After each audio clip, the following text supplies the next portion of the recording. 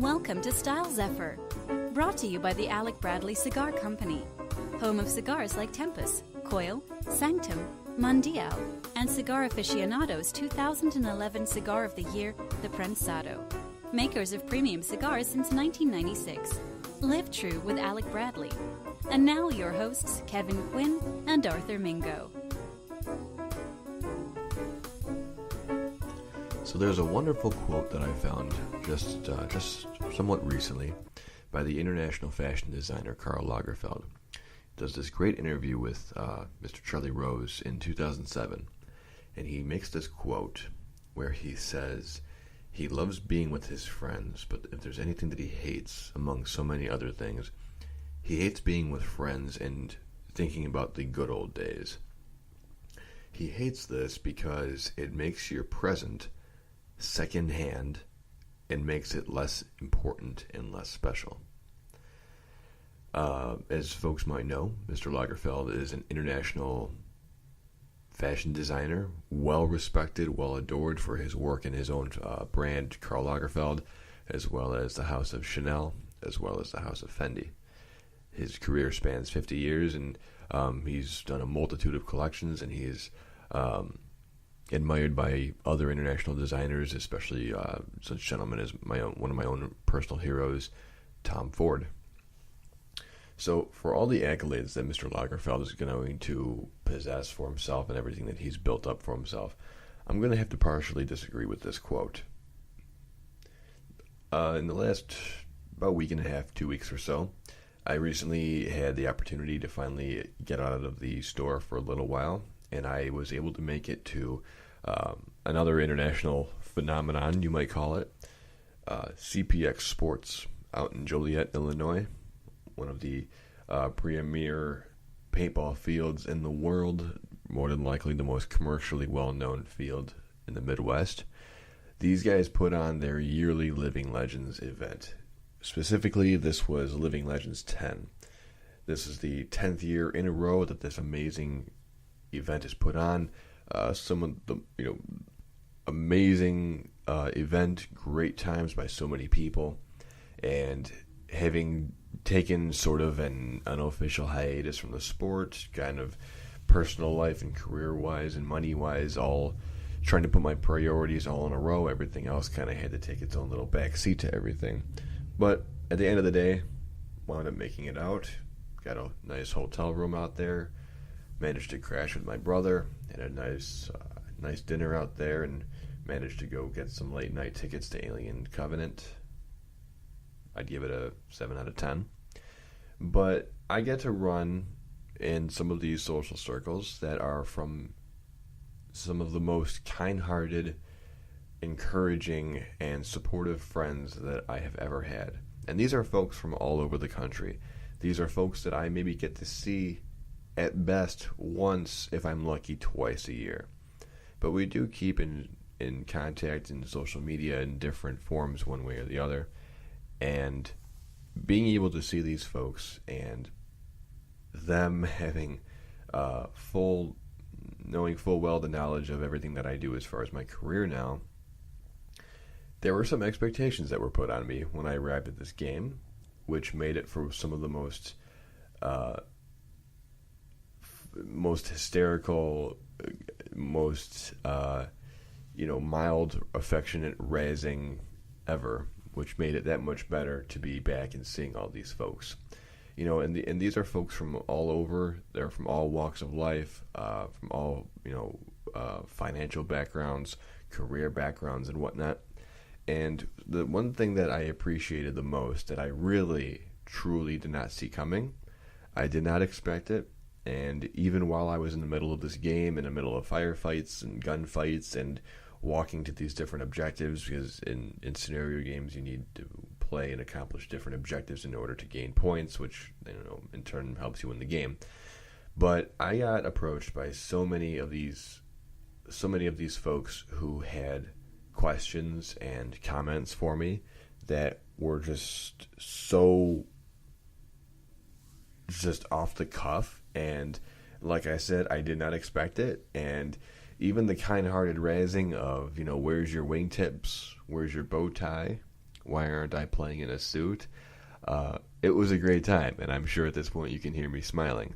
But it really got me thinking about the fact that style and fashion and clothing is just so universal that it's one of those things that when you get sort of the gratification that you do when it comes to, if you want to call what I do social media or digital blogging or anything along those lines, you don't really, or at least I don't really, expect to see the instant gratification that you do, like you might do when you outfit a customer in some great shoes or some amazing clothing or a killer jacket, or give someone the education about a really great piece of clothing.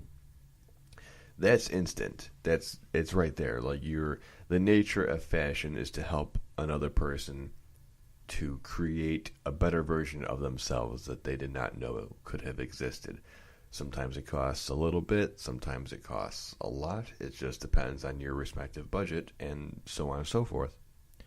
So in seeing all these friends and all these loved ones of mine, if someone was not razzing me about something, about just joking nature and in between hugs and handshakes and everything else, if they weren't razzing me or giving me a hard time about something, all of these folks were asking me questions about something that intrigued them and had questions for me. And again, I did not see this coming. I wasn't prepared for it, and I was beyond grateful. I was beyond appreciative that what I can kind of more or less compare it to are the folks who I kind of consider the folks who become executive chefs and sous chefs. They become professional chefs versus a well-seasoned cook. These are folks who have a passion for something, and rather than just simply cooking for a family or cooking for yourself or cooking for a hobby, these are the folks who want to take it to another level and just dig so beyond deep that they, whether they travel overseas or become an executive chef or a sous chef in a major city like a New York or an LA or Chicago, whatever the case might be. But they take it to such an extent that these are amazing people that you can learn from it and become resources. And this is something that I have made into such an enormous priority in my work. Even if I didn't sell suits in my store, which we don't, I can at least fit you. I can give you measurements. Excuse me. I sometimes will carry a tape measure. Sometimes I can just kind of off the cuff guess what your certain shoulder might be or what your hips might be or your arm length, whatnot, and then kind of go from there as far as even a shirt size. And even then, it's a matter of, a jacket can be altered to look like this or like that, or, if you're paying a certain amount of money for what your product is, are you getting the bigger bang for your buck, and can you make it alterable? It might be the difference between a $5,000 crushed velvet, peak-lapelled, beautiful dinner jacket and a very simple navy blue blazer with very nicely accented buttonholes on the cuffs as well as on the lapel that you might have gotten for $30 that was marked down from $300 on a Kohl's clearance rack. And there's nothing wrong with that. But these are folks, like I said, from all backgrounds. And when you start to see and hear what you really don't expect to hear or witness in front of you from what you do, I had people out there asking me on the field, hey, I paid this much for this suit from this maker, from this business. Was this a good suit? Hey, hey Kevlar, affectionately known as my call sign in Paintball, where can I get a good size shirt? Because I've gone to the gym, gained some weight, put a couple more inches on the gun show on the 24-inch pythons. Where the hell can I get a good sized fit? Or, a certain friend of mine who his family is involved in dog shows and might have needed a certain style or a certain pair of shoes, and kind of pulls you to the side and says, hey, you know where I might be able to get some of these guys? You know, a couple of years ago I had a pair of these guys and I really, really enjoyed them, and now for the freaking life of me I can't find them anywhere, so where the hell can I find these? You know, to how do you tie a bow tie, or, you know, what's more acceptable, you know, for friends of mine that are heavily involved in the IT and digital security industries, what's more practical for them?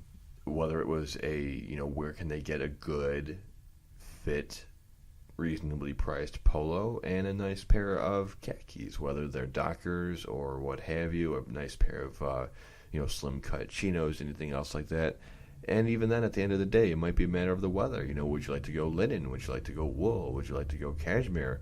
Whatever the case might be. So overall, you know, this was an amazing experience because it's, you know, people that, when everybody's just kind of in the woodwork, you know, because everybody's got lives, is much more heavily invested in paintball as I had used to be in the previous years. You know, whether you have start a family or start a new career, or maybe unfortunately the latter, maybe the career falls apart or family issues or complications like that, and then the next thing you know, you're on a budget, or maybe something happens in your lifestyle where either something is lost, or with the economy something happens and you need to downgrade, but yet you still need a certain something to get you through something. So, you know, again, in regards to paintball, and even then for paintball, there are so many more talented people out there, because as the economy has taken its hits on the industry, there are people out there who are plenty talented that are ready and willing to, you know, work out something incredible, something unique to you, something name-dropping, true to you, something that's going to be individual to you. So for all these amazing jersey makers, Travis Meserol, good friend of mine, great guy, incredibly talented, recently designed my personal Midway Militia jersey that I had designed. You've got Forgotten Muse, you've got Raza, you've got HK Army. So many of these different manufacturers are going to have their own spin on what they consider to be their unique look, their unique style, their cut, their fit. How does it wash? How does it, you know, does it shrink? How does it work with padding, UV protection? How about weathering materials? All these different things are going to play such a huge role in it. And even that in of itself, paintball has its own style. And that's another thing that I like about it.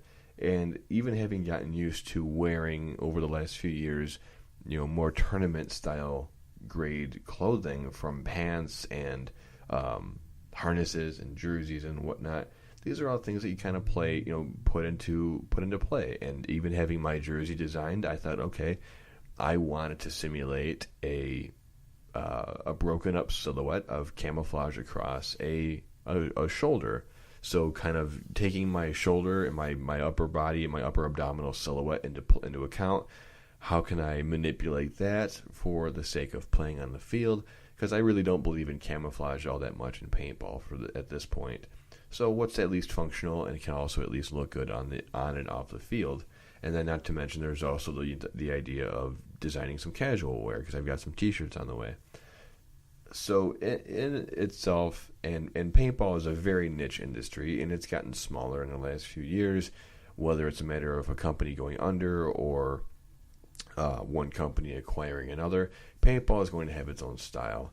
And even then, kind of going back to the main point here, is that there's just so many different types of people out there with different budgets, different needs, different wants. But again, what was more gratifying and much more rewarding was hearing from all of these people who said, hey, like, this is something that I can finally, maybe if I was this person, but maybe you know, someone that they could finally ask about it, maybe somebody that they can finally talk to and answer questions. And having heard that and getting all of this kind of treatment and these kind of inquiries from somewhere that's outside of, you know, my brick and mortar walls, in the middle of a gunfight, and, you know, a friend of mine asking me, hey, like, where's your bow tie? Just in the middle of everything going on, and telling her at that time, after a good laugh, that I didn't need her shit. It was a good time. It was a very good time. I'm going to go ahead and take a quick commercial break on this guy. Style Zephyr, once again, is being brought to you proudly by Alec Bradley Cigar Companies. Alec Bradley, named after the founder and owner Alan Rubin's kids, both Alec and Bradley. They are an American cigar company based in Florida with over 20 years in the cigar industry with incredible lines such as the 2011 Cigar of the Year by Cigar Aficionado, the Prensado, as well as the Black Market, the Sanctum, the Connecticut, and one of my more recent favorites, the Post-Embargo. They've got so many wonderful blends that it's really, really, truly very difficult to pick an absolute favorite, just depending on full-bodiedness, on spice, on smoothness, on the draw, all of these kinds of things. And I'm very, very proud to have Alec Bradley as a premier sponsor for the show. Take a look over at alecbradley.com. They've got still the Twisted Hooligan that came out for St. Paddy's Day, an amazing blend. It's actually a redux of the Black Market cigar with a couple different brand new leaves on that guy. It gives it kind of that barbershop type cylindrical look to it with an amazing flavor profile to it. What I really liked about it was that I had it with a cup of coffee when my loving Arthur, he and I were at the Cigar Lounge doing a podcast recording a few months ago. And I got the salty flavor profile on the opposite sides of my tongue. And as much as I love kettle chips, that was pretty much, it was very, very reminiscent of that kind of flavor profile. So, and also whether it's a pairings as far as a nice red glass, a glass of red wine as I've got with me right now, it's just that kind of a wet and dreary day in Chicago calls for a glass of red wine to kind of mellow out and chillax over a great podcast. They've worked quite heavily over the last few years with Glenfiddich. And whether you're that or just some simple bourbon or bourbon whiskey, whatnot, just lots of room in there for imagination and creativity. But make sure that if you're going to be enjoying that thing, make sure that you're living true with Alec Bradley. Stay tuned after this. Welcome to Casa de Montecristo, leading tobacco retailer in Chicago. Casa features a beautiful 3,700 square foot lounge with a VIP room, a conference room, and theater for hosting your events as well. Their inventory features products from companies like Regius, Alec Bradley, Davidoff, Camacho, Romeo y Julieta, Ashton, My Father, and dozens more. Their aging room includes cigars as sold as pre-embargo. Pay them a visit at www.casademontecristo-chicago.com or cdmcigars.com, the home of the only online retailer, proudly paired with Style Zephyr.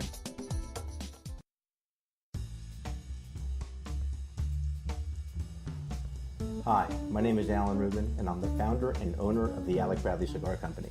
For 20 years, Alec Bradley has been raising and reinventing the bar for premium cigars. Based in the United States, we grow, harvest, and handcraft the finest cigars utilizing the highest quality tobaccos from around the world. Our quality has been featured in numerous publications worldwide, including Cigar Aficionado, winning Cigar Aficionado's Cigar of the Year in 2011 with our Prensado line. While we're proud of our accomplishments, we're most proud of doing what we do with passion and an emphasis on family. We oversee every aspect of cigar manufacturing with a care and attention to detail that is unmatched. The end results are cigars that bring people together, enhance relationships, and moments that are well deserved by those who choose to participate. At Alec Bradley, we have our own flavor, uniqueness, and style. Each cigar is its own experience and is true to itself. As a first-generation cigar maker, we don't have generational history, but we honor the timeless traditions associated with fine cigars, and it's time for us to start our own traditions. So come live true with Alec Bradley. For more information, please visit us at www.alecbradley.com. We proudly pair Alec Bradley with Style Zephyr to be true to you.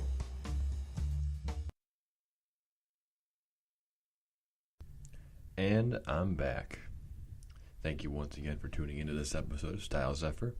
Got another really great quote over here. This is by one of my favorite American fashion designers, Tommy Hilfiger. He's on my Mount Rushmore of fashion designers as far as American goes. He says, "The road to success is not easy to navigate, but with hard work, drive, and passion, it's possible to achieve the American dream."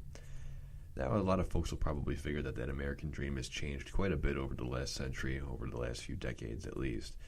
But what I will say about Tommy Hilfiger that I I think I appreciate the most about them is the fact that for the rest of this year, I've kind of resolved that I want to make first my own bespoke bracelets, artisan quality caliber bracelets, and my own pocket silks. And when I thought to myself, okay, well, maybe this will be kind of similar to when I told myself I would learn Photoshop, I figured I'd give myself 2 weeks and then just see how much I could do and how little time I could do it in. And I pretty much lasted 2 days. Whereas a gentleman like Tommy Hilfiger, who had first got into fashion by custom doing his own jeans, and then realizing, damn, like, if this guy can learn how to do jeans, well, then I can at least figure out how custom doing bracelets and pocket silks will work. Until, of course, I then found out that Hilfiger wound up hiring people to do the sewing on the jeans as long as he designed them all accordingly.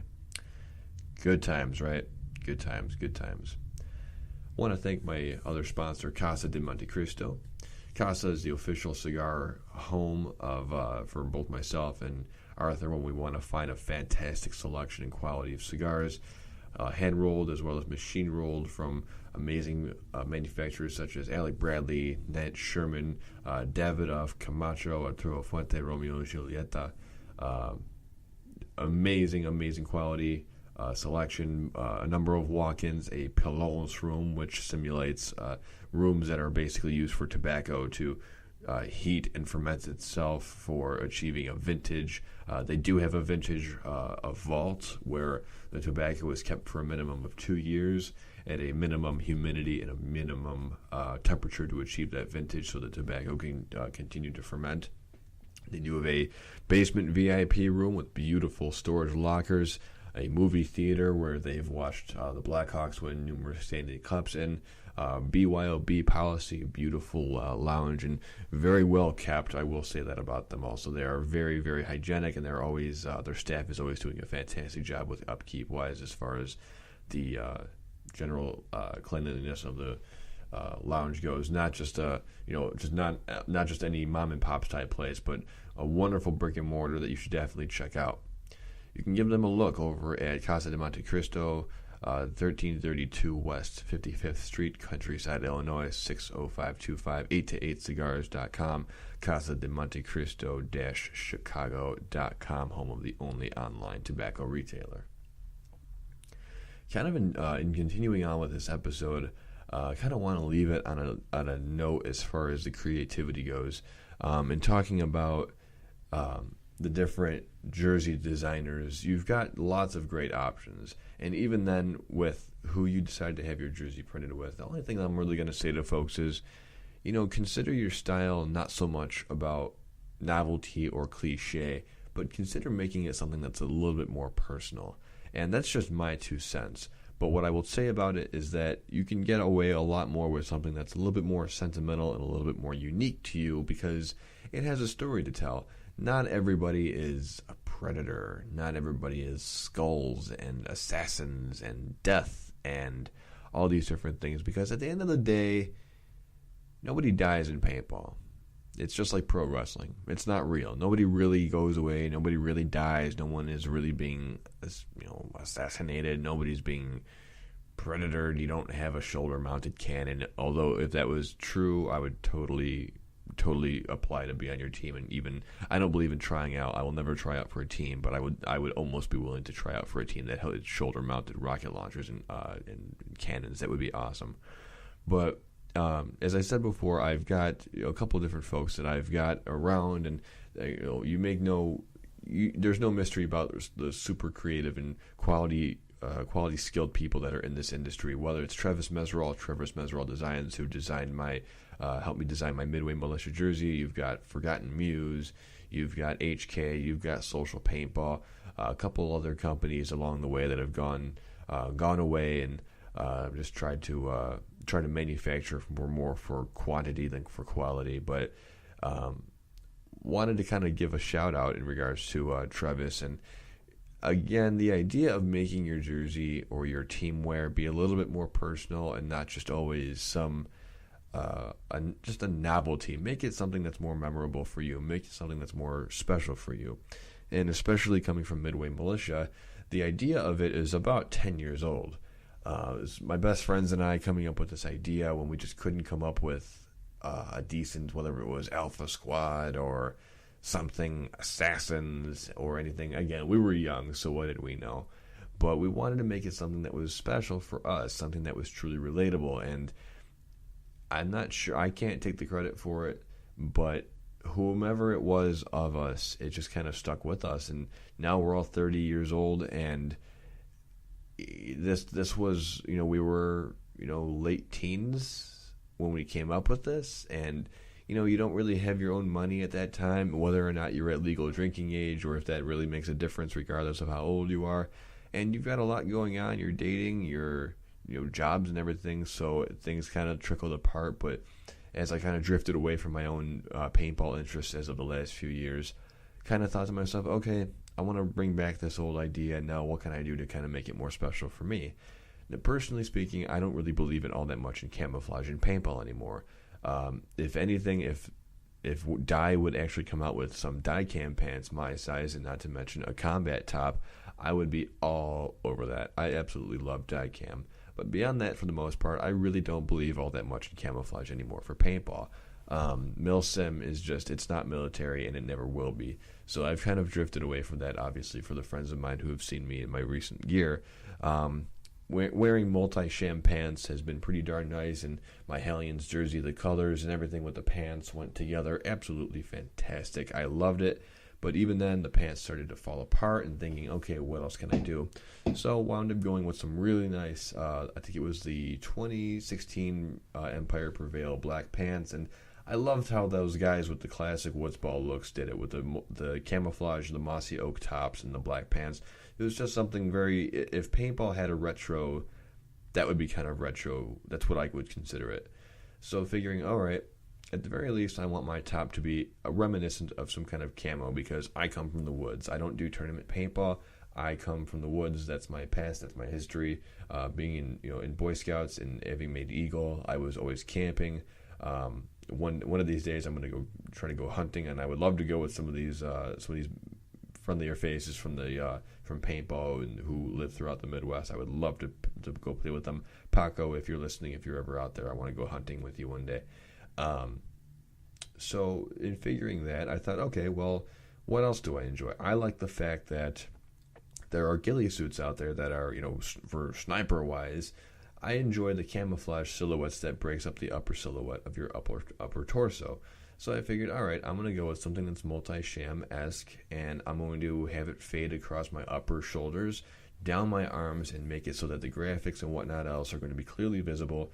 And at the very least, I don't really believe in having paintball sponsors at this point anymore. Not for what you get or what you don't get, or what you ideally should get in a sponsorship, just because the means are just not what they used to be, especially from what friends of mine have attested to. So in keeping with the multicam, then it's a matter of, all right, what is it exactly about Chicago that stands out? What historically has made Chicago stand out as something that's more? What is not so much? It would be like wearing an Al Capone shirt. I don't want to go with something that's a novelty. I want to go with something that's unique. Well, being in the last few years kind of the more Chicago history nut as I've become, and another Living Legends reference, the friends of mine who were actually kind of willing to call off work just to hang out in Chicago, and wanted to tell their families, hey, I'm going to go take an architectural tour, and I'm not going to hire a tour guide. I'm going to call Kevlar. Totally down for that if you guys are ever down for it yourselves. That would be so much fun.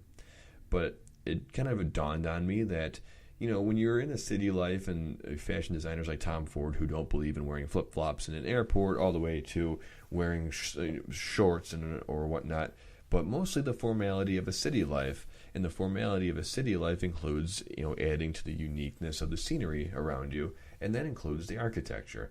Chicago is known historically for its architecture, the home, the birthplace of the skyscraper, and not to mention various, architectural marvels and innovations. And there's, you've got Burnham, Daniel Burnham, you've got Root, you've got Sullivan, all these gentlemen who were either pre or turn of the century designers who made absolutely incredible architectural feats for their time and for their age. And if there was anything else that I had enjoyed about it, it was the idea of Art Deco.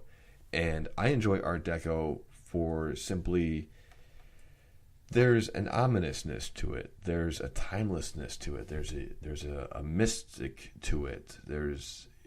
It's just something that seems kind of ominous and dark, yet glorious and just very clean, all at the same time, very elegant. But again, that ominousness, it was the tones of which that I had wanted to pick up. So when I got a hold of Travis, we started talking about things. I said, I want to go with Deco Tactical. Even Art Deco in of itself, a lot of folks kind of attribute it to more of like the 1930s. Originally, really brief history, kind of came about in the mid to late 1920s. Got its name, according to the research here, was short for Art Décoratifs, from the Exposition Internationale des Arts Décoratifs et Industriels Modernes in Paris, and came apart in textiles, in home decor, and gradually into accessory design, from hair brooches to watches, and how the whole, the overall, the lavishness of it and the colors and the use of bold patterns, how everything kind of came into its own. So I figured, okay, that's pretty unique. That's something that's pretty cool. That is something that I've not seen anybody in any jersey in any capacity use. So winding up going with it, and something that, not to be cliche, but it's pretty true to me. And that's what I like about it. Got a couple compliments on it. A lot of folks who didn't recognize me on the field with it, even though they had some nice words to say about it. And one of the biggest differences that I'm incredibly proud of, no number, no jersey. And again, as a history nut, that is my nod, so to speak, to the Chicago outfit. That's to Cosa Nostra, to the mafia, to the mob. More than likely my favorite crime figures in history, not Al Capone, but Luciano and Frank Costello, and maybe one or two other guys like that. But they were the head, they were the innovators, they were the trendsetters, they were the ones who designed everything from, even though there was the Black Hand before, and there was the honored society all throughout Sicily before the turn of the 20th century, everything already existed, but they were meant to exist in obscurity, in total, just anonymously, and operate in the shadows, and only did anything that they did in order to gain the power that they wanted and their fortunes, and to be men of honor and men of dignity. And the idea of doing that with Midway Militia, it's this elegance, but yet it's still like this gang type mentality. We're very tight knit. We're not going to have tryouts. We're not going to have open joining the ranks or anything else like that. In my opinion, numbers are absolutely useless, and you can always, it's the year I was born, or it's the year of this, or it's this and it's this. I've got 5 or 6, maybe 7 other jerseys in my basement, all of which have numbers on them, and all of which I could care less about. And then as for my name, doesn't really matter one way or the other than if we're in the middle of a firefight and you're going to need my help with something or trying to tell me something. I want it to be obscure, and that being the biggest difference maker, I think, is a really powerful statement in and of itself. And also with the clinched revolution fist that forms down into the Chicago Star, a show of force and revolution, and as far as Chicago being that Midwest hub and that center of the Midwest that just pounds the ground and is grit and guts and history, and the bucket of blood in the city of broad shoulders. Just my love and affection, and it's in all of this that kind of wind this episode down. Goes into just the uniqueness of style and how you can adapt it, and I think people should adapt it more for the sake of their own self-marketing, because it's in doing things like this that you're going to get yourself noticed the most. And if sponsorships out there were going to be any more legit, then they should be going for exactly that. What's different? What makes your eye turn? What makes you nod and say, damn, that's pretty goddamn cool. I like that. Like, you get noticed. individual style is what it's all about, and your expression of which. That's the nature of individual style. It's that manipulation of the fashion industry and how you can mold it to yourself and your own personal views of yourself and how you view the world, and that is in what you call your own style. So in winding this guy down, I want to say again, thank you to all the friends and to friends that I basically almost consider family that I got to spend a little bit of time with over at Living Legends. And for anybody else ever considering trying paintball out, if at the very least, I probably wouldn't recommend your first day being a Living Legends 11, but take a look at CPX Sports. And this is not necessarily a shameless plug. I just love the Dagninos. Great family, and they've done a lot for me, and they've contributed to my quote-unquote paintball career, and I'm very, very grateful to them. And I'm also very grateful to you for tuning into this episode of Style Zephyr. So until the next time, remember to stay true to you. Take care, folks.